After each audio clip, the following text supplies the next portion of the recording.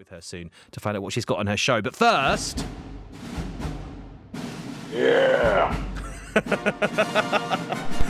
It's Friday, it's movie day, which means it's time to catch up with Van Connor, who is normally a professional movie critic who gets to go on the red carpets and all sorts. But it's not happening right now for obvious reasons. So instead, Van is here every Friday to catch up with me to talk about some of the amazing films you could be watching over the weekend. How are you, Van? I think now I can best be described as an unprofessional film critic, Adam, for really honest. But I mean, I haven't put on proper clothes in weeks. I'm not going to lie. But you know what? I don't need to. The couch is always welcoming, and luckily that's where all of our new films are headed at the moment. Absolutely, that's exactly where they're heading. Yeah. So, which you want to talk about? You want to talk about Snowpiercer? Let's talk about Snowpiercer really, really quickly. This is one of my favourite movies of the last decade. In fact, it is my favourite movie of the last decade. Bong Joon-ho's 2013 sci-fi epic, Snowpiercer. There was a TV adaptation, starts on Netflix on Monday. This is the guy who wrote and directed Parasite that won all the Oscars a couple of months ago. And this stars John Hurt, Chris Evans. It is an Orwellian class tale set on a train after the climate apocalypse. And it's grisly and nasty, and it's finally coming to DVD. As in the beginning, I belong to the front. You belong to the tail.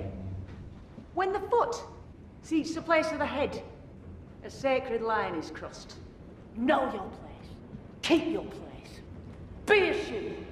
So you reckon that's the best movie you've seen this year? No, this past decade, genuinely, Wow. It is my favourite movie of the last 10 years. I think it's phenomenal. I mean, this was the movie I saw and I thought, this guy will do big things, and then Parasite came along, after Okja.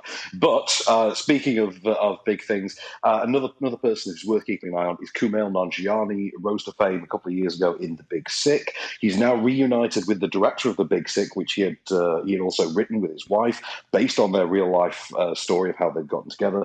Now he's joining forces with Issa Rae, who's sort of popped up in a lot of comedies in the past few years. This movie is The Lovebirds. It's going to Netflix today, and is the story of an urbanite couple who witness a murder, only to then find themselves framed for that murder and forced to set out and clear their name. And of course, wacky hijinks will ensue. The reason we don't have a clip is it's very, very sweary, but it's very, very funny as well.